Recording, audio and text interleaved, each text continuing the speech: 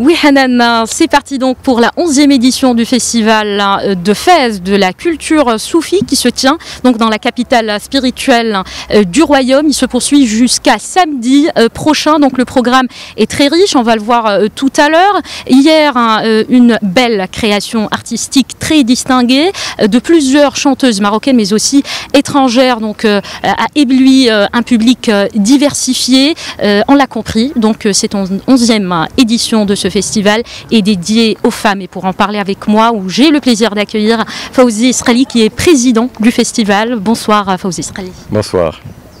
Alors, donc on l'a compris, cette édition rend hommage aux femmes, surtout aux femmes mystiques à travers l'histoire du soufisme, à commencer par Rabia al-Adawiya. Comment la femme donc a marqué le soufisme à travers l'histoire? Eh bien, la place de la femme dans la culture du soufisme est extrêmement importante et remarquable à travers les siècles et à travers les cultures d'ailleurs. Depuis bien sûr Rabia al-Adawiya, Fatima Nizabouria ou bien Amina Ramliya ou bien jusqu'aux femmes du Maroc, aussi bien dans les montagnes Amazigh que dans les villes urbaines comme ici à Fès, avec la famille Ma'an ibn Abdullah par exemple et bien d'autres.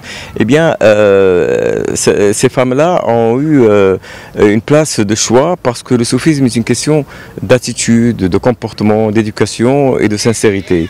Et beaucoup de femmes ont su exprimer cette voie-là avec une très très grande force, une très grande intensité, mais aussi parce que dans la culture même du soufisme, dans la littérature soufie, l'archétype du féminin a une place extrêmement importante dans la poésie. On se réfère souvent à Leïla, Maya.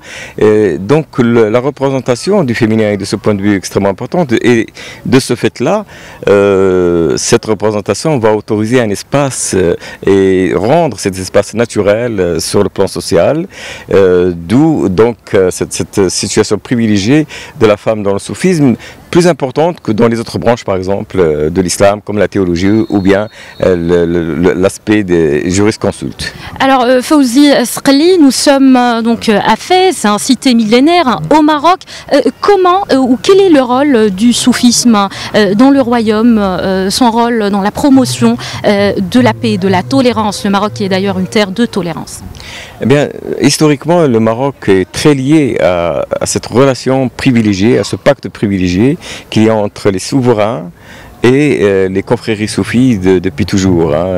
Les monarques et les tariqas ont une relation de confiance et d'encouragement de la part du souverain à ce type d'islam qui promeut une forme de solidarité sociale, de fraternité sociale, puisque les Zaouïas jouaient ce rôle en quelque sorte aussi d'action. C'était la société civile de l'époque, n'est-ce pas, elle avait cette forme-là.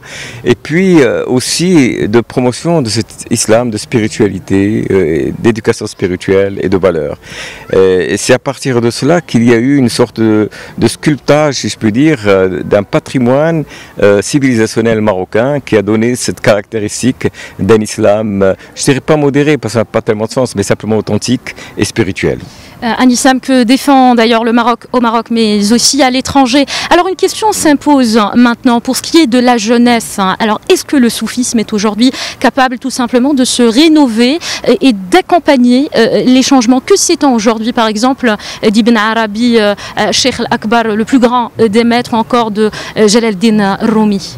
Vous savez, quand on se tourne vers la spiritualité, c'est d'abord un appel du cœur, c'est d'abord la recherche d'un sens existentiel. Et ça, c'est ce qui marque justement et qui caractérise la jeunesse, c'est cette recherche de sens. La jeunesse va parfois vers des idéologies diverses et quelquefois dévoyées parce qu'elle est en recherche d'un sens, elle est en recherche d'absolu qui ne peut être apporté pour les jeunes et les moins jeunes que par cet aspect spirituel profond. Et je crois donc que nous sommes à une époque où il y a simplement à reconnecter avec le sens authentique d'un enseignement spirituel, mais aussi à une époque qui se distingue par le fait qu'il y a une recherche et un regain d'intérêt pour la spiritualité dans le monde en général. Alors Fawzi Israeli, très brièvement, qu'en est-il des moments forts tout simplement de ce festival, rappelons-le, qui se poursuit jusqu'à samedi prochain? Eh bien, écoutez, ça se décline sur 3 volets. Il y a l'aspect artistique, dont nous avons vu un exemple hier avec ces femmes magnifiques de la Hadra Shaounia, avec leur atour vestimentaire absolument extraordinaire qui nous ramène à des siècles d'histoire, ces champs profonds, mais aussi ces femmes qui viennent d'autres horizons et cette rencontre. Et il y a ensuite l'ensemble de Ali Kiler qui vient de Grenade et qui va rencontrer Marwan Haji, qui est un grand chantre de la poésie soufie et du sama marocain.